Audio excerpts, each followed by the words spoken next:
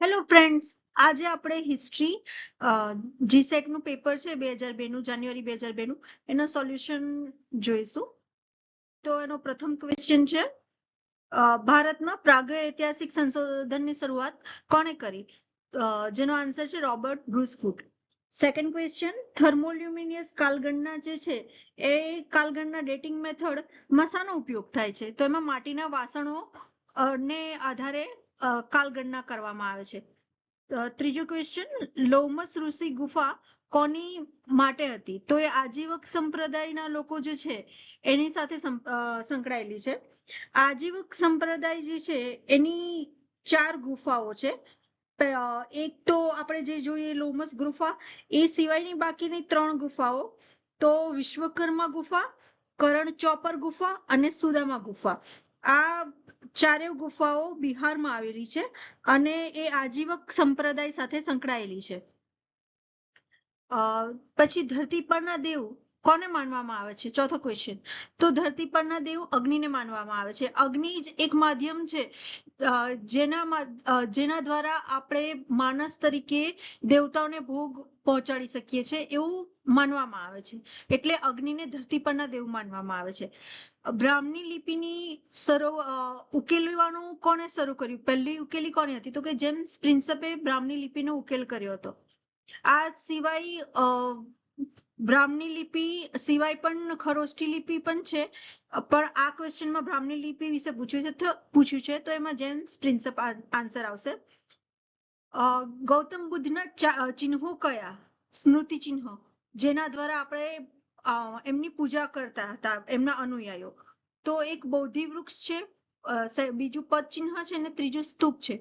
બોધિ વૃક્ષ એ જ્ઞાન પ્રાપ્તિની નિશાની છે, પદ ચિહ્ન એ ભક્તિની નિશાની છે અને સ્તૂપ જે છે એ મૃત્યુ પછીના જીવન, એટલે કે એમનો સાક્ષાત્કાર, જીવન પછી પણ, મૃત્યુ પછી પણ એમને સ્મૃતિ રૂપે જે રહ્યા, જે તે એમના અવશેષોને જેને મૂકવામાં આવ્યા તે સ્તૂપમાં મૂકવામાં આવ્યા. તો આ 3 ચિહ્નથી એમને સ્મૃતિ ચિહ્ન છે ભગવાન બુદ્ધના.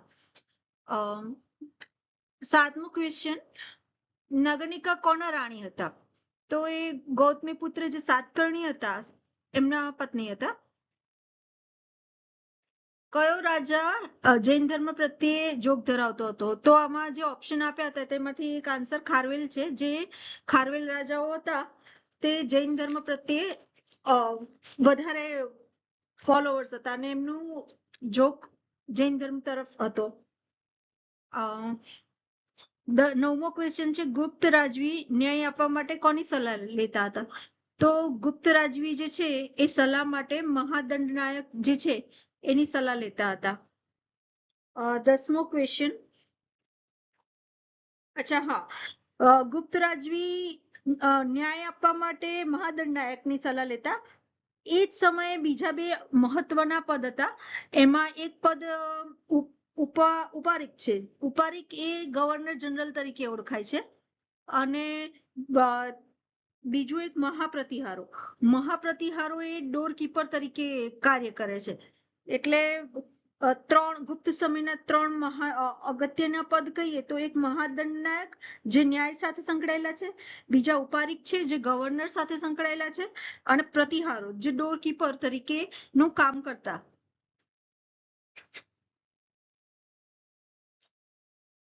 કુશાણોમાં સોનાનો સિક્કાને પ્રારંભ કોણે કર્યો? તો કુશાણ સમયમાં સોનાના સિક્કાનો પ્રારંભ ભીમ કટફિસ છે એને સોનાના સિક્કાનો પ્રારંભ કર્યો હતો.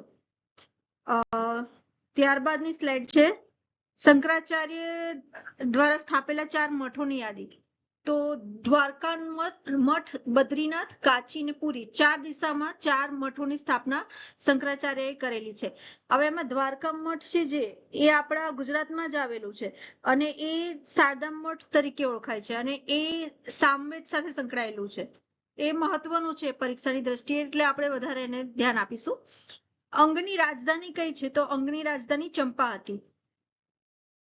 ભારતમાં 8 વ્યવસાયિક મંડળી હતી. આ નિવેદન કોને આપ્યું છે? તો અલબુર્ની એવું કહેતા હતા કે એમના જે પ્રકાશનોમાં કે ભારતમાં 8 વ્યવસાયિક મંડળીઓ હતી એ સમયે.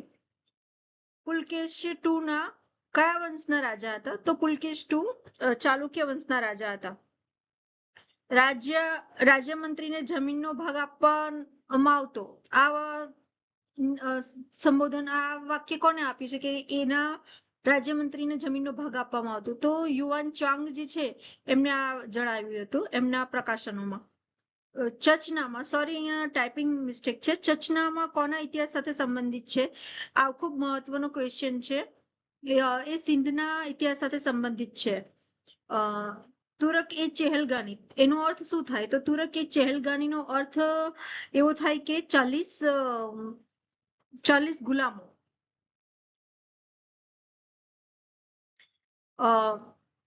ડબલ ડોમની શરૂઆત કોને કરી? તો લોધી વંશના સમયમાં ડબલ ડોમની શરૂઆત થઈ હતી. આ પણ ખૂબ મહત્વનો ક્વેશ્ચન છે કે આપણે ધ્યાન રાખીશું કે ડબલ ડોમની શરૂઆત, આ પ્રકારનું ઇન્ફ્રાસ્ટ્રક્ચર હતું એ જેને વાસ્તવિક હેતુ હાઇટ વધારવાનો પ્લસ ગરમી સામે રક્ષણ મળે, બે હેતુથી આને ડબલ ડોમ સિસ્ટમ લોધી વંશના સમયમાં શરૂ કરવામાં આવી હતી. એ જે સ્થાપત્ય કળાનું ખૂબ મહત્વનું માનવામાં આવે છે. અલાઉદ્દીન ખિલજીના સમયમાં દખ્ખણના સફળ વિજયો માટે કોણ જવાબદાર હતું? તો અલાઉદ્દીન ખિલજીને સમયમાં માલિક કાફુર નામના જે ટ્રાન્સજેન્ડર હતા તે ખૂબ મહત્વના હતા દક્ષિણના વિજયો માટે.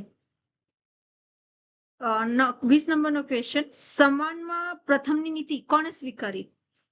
તો બહબલ લોધી જે છે એને સમાનમાં પ્રથમની નીતિ સ્વીકારી હતી.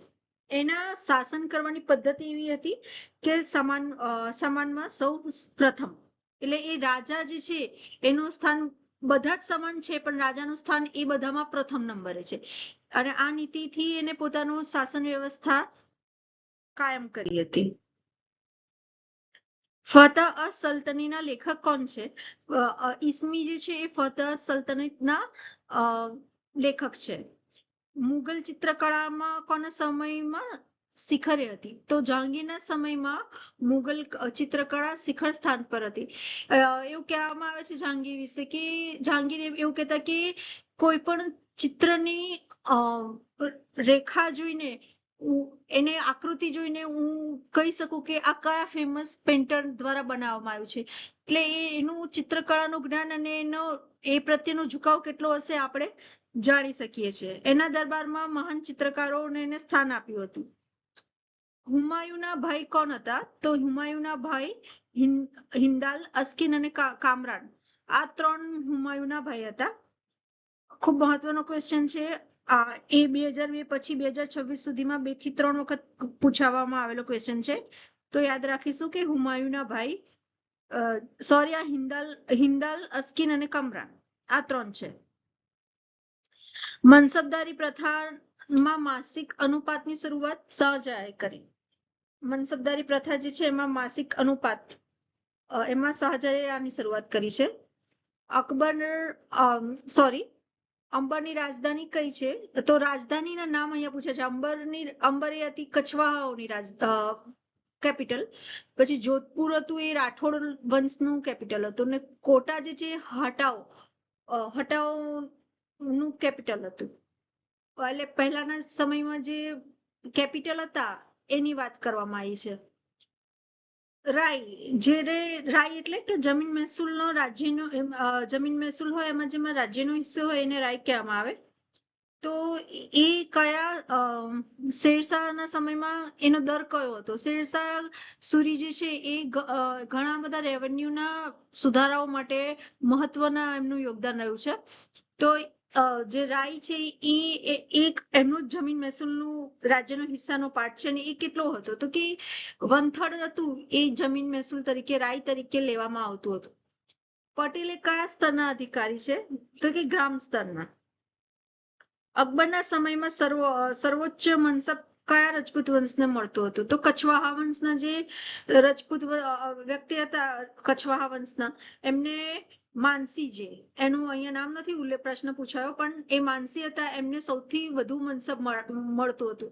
એટલે આ પરથી કોઈ પણ રાજાનું ધાર્મિક સહિષ્ણુતા પરનો પણ આપણને ખ્યાલ આવે કે એ રજપૂત વંશ, એ પોતે ભલે મુગલ હતા પણ એમના દરબારમાં કામ કરવા વાળા રજપૂત વંશના જે સેનાપતિ છે એમને હાઈએસ્ટ મનસબ આપ્યું કછવાહા વંશના, તો એ રજપૂત હતા. એટલે એ ધાર્મિક સહિષ્ણુતાની ભાવનામાં દેખવામાં આવે છે. ભારતમાં ચરખાનો ઉલ્લેખ ફતહ અસ-સલ્તની, ભારતમાં ચરખાનો ઉલ્લેખ ફતહ સલ્તનીએ કર્યો છે. અકબરના સમયમાં દામનું મૂલ્ય 1/40 છે. દામનું કિંમત 1/40 એટલું ગણવામાં આવે છે દામનું મૂલ્ય. ભારતમાં આવનારા યુરોપીય વેપારીમાં પ્રથમ કોણ હતા? તો પોર્ટુગીઝ. આપણે જોઈએ છીએ કે એ પછી ફ્રાન્સ આયા, પોર્ટુગીઝ, પછી અંગ્રેજો આયા, ડચ આયા, પણ સૌથી પહેલો જે ક્રમ હતો, સૌથી પહેલી શરૂઆત હતી તે પોર્ટુગીઝોએ કરી હતી. બંગાળના પ્રથમ ગવર્નર જનરલ કોણ હતા? તો લોર્ડ વોન હેસ્ટિંગ્સ. બંગાળના પ્રથમ governor general lord Warren Hastings હતા. કયા કાયદાથી ભારતમાં કળા વિજ્ઞાન ક્ષેત્રે 1 લાખ આપવાની શરૂઆત થઈ? શિક્ષણ ક્ષેત્રે, કળા ક્ષેત્રે 1 લાખ રૂપિયાની એ સમયમાં એટલે કે 1813 સમયમાં આપવાની શરૂઆત થઈ. તો એ ખૂબ મહત્વનું છે શિક્ષા ક્ષેત્રે અને જ્ઞાન સંપાદન ક્ષેત્રે. 1813 જે સનદી ધારો હતો એમાં આ 1 લાખ રૂપિયાને આપવાની જોગવાઈ હતી. ખૂબ જ મહત્વનું છે, પરીક્ષાની દ્રષ્ટિએ ખૂબ મહત્વનું છે કે 1813 સનદી ધારો જે છે એ શિક્ષણ અને વિજ્ઞાન અને કળા ક્ષેત્રે 1 લાખ ફાળવવામાં આવ્યા હતા. ભારતમાં સ્થાનિક સ્વરાજ્યના પિતા કોને કહેવામાં આવે છે? તો લોર્ડ રિપનને ભારતમાં સ્થાનિક સ્વરાજ્યના પિતા કહેવામાં આવે છે. સ્થાનિક સ્વરાજ્ય એટલે ત્રિસ્તરીય જે પંચાયતી રાજ છે એની શરૂઆત, એનો પાયો નાખનાર એ લોર્ડ રિપન હતા. પૂર્વીય ભારતમાં પ્રથમ રેલવે ક્યાં શરૂ થઈ? તો કે કલકત્તા અને રાણીગંજ વચ્ચે પૂર્વીય ભારતમાં સૌ પ્રથમ રેલવેની શરૂઆત થઈ હતી. ચાર્લ્સ વુડનો ખરીતો જે છે, ચાર્લ્સ વુડનો ખરીતો શાના સાથે સંબંધિત છે? તો ચાર્લ્સ વુડનો ખરીતો એ શિક્ષણ સાથે સંબંધિત છે. ત્યારબાદ રાજા રામમોહન રાયની અટક કઈ છે? તો બેનર્જી. રાજા રામમોહન રાયની અટક બેનર્જી છે.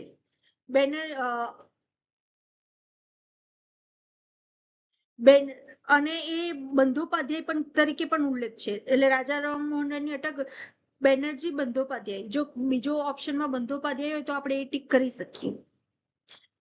એટલે બેનર્જી અથવા બંધોપાધ્યાય બેમાંથી એક થશે. એ ઓપ્શન પ્રમાણે નક્કી થશે કે કયો ઓપ્શન આપવામાં આવ્યો છે. ભારતમાં મહિલાઓ માટેની રાષ્ટ્રીય પરિષદની સ્થાપના 1925માં થઈ હતી.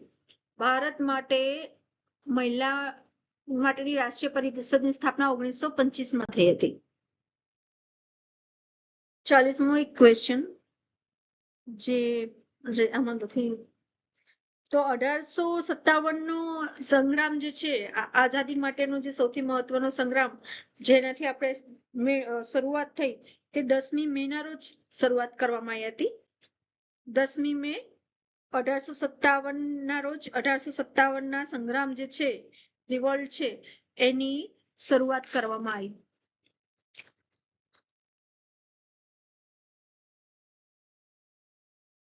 કોંગ્રેસના અધિવેશન જે હતું 1885માં, જે કોંગ્રેસનું અધિવેશન થયું, તો એમાં કોણ કોણ એના પ્રેસિડેન્ટ રહ્યા હતા એની યાદી છે.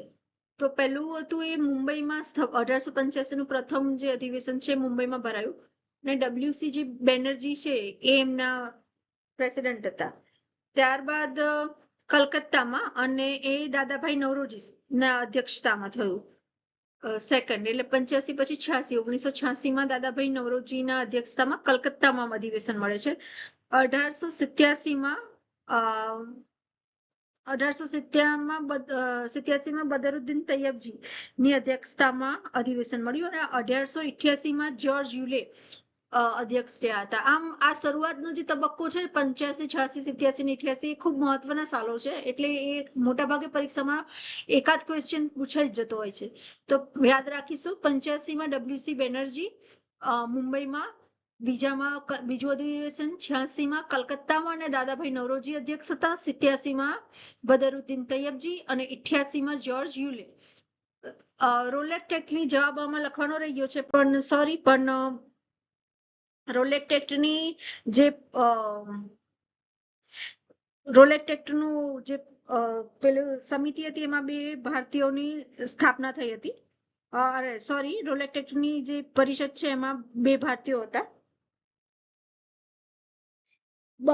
ક્રમ અનુસાર ગોઠવવાનું છે, તો ક્રમ અનુસાર આપણે ગોઠવીશું હવે કે કેવી રીતે રચના થઈ. પહેલું જે આવશે એ આવશે પૂના કરાર. ના, પહેલો આવશે 1932માં. 1932માં આવશે કોમી ચુકાદો 1932ના વર્ષમાં. ત્યારબાદ આવશે પૂના કરાર. ત્રીજું આવશે ત્રીજી ગોળંજી પરિષદ 1932 અને ઓગસ્ટ ઓફર 1940. આ મુજબ છે. ઇંગ્લેન્ડમાં બ્રિટિશ અમલદારોની હત્યા માટે કયા ક્રાંતિકારીઓને મૃત્યુદંડ આપવામાં આવ્યો? તો મદનલાલ ડીંગરા અને ઉધમસિંહ. આનો જવાબ છે. 15મી ઓગસ્ટ 1947 સુધીમાં નીચેના કયા રાજ્યોએ ભારતમાં જોડાયા ન હતા? તો કાશ્મીર, જુનાગઢ અને હૈદરાબાદ આ 3 એવા રાજ્ય હતા જે 15મી ઓગસ્ટ 1947 સુધી ભારતમાં જોડાયા ન હતા. મધ્ય પાષાણ યુગને ફ્રાન્સમાં કયા નામે ઓળખવામાં આવે છે? તો મોસ્ટ્રિયન જે સમયગાળાને મધ્ય પાષાણ યુગ તરીકે ફ્રાન્સમાં ઓળખવામાં આવે છે. છેલ્લા 2-3 ક્વેશ્ચન છે આપણે જોઈ લઈશું. નીચેમાંથી કોણ કેથોલિક દેવળના દૂષણો માટે સામે વિરોધ કર્યો હતો? તો જવી ગલી જે હતા એને દૂષણો જે એ સમયે હતા એનો વિરોધ કર્યો હતો. નીચેમાંથી કયો દેશ રાષ્ટ્ર સમૂહ સાથે જોડાયેલો નથી? તો બર્મા. એટલે ભારત, સિલોન અને પાકિસ્તાન તો જોડાયેલા છે, એટલે બર્મા એ નથી જોડાયેલો એ દેશ તરીકે છે, જે આન્સર કીમાં છે. સંસદીય લોકશાહીનો ખ્યાલ સૌપ્રથમ કયા દેશે આપ્યો? તો ગ્રેટ બ્રિટને સંસદીય લોકશાહીનો ખ્યાલ આપ્યો. ચાર્લ્સ ડાર્વિનનો ઉત્ક્રાંતિવાદનો સિદ્ધાંત કઈ બાબત અંગેની દલીલ કરે છે? તો પ્રાકૃતિક પસંદગીના સિદ્ધાંતને એ દલીલને રજૂ કરે છે. ચાર્લ્સ ડાર્વિનનો સિદ્ધાંત, ઉત્ક્રાંતિવાદનો સિદ્ધાંત. તો મિત્રો, આ કુલ 1 થી 50 ક્વેશ્ચન હતા, જેને ખૂબ મહેનત કરી ટાઈપ કરીને તમારા વચ્ચે લાવી છું. તો આ વિડીયોને લાઈક, શેર અને સબસ્ક્રાઇબ કરજો, અને આવા જ વિડીયો માટે ફરી આપણે ભેગા થઈશું. આવજો.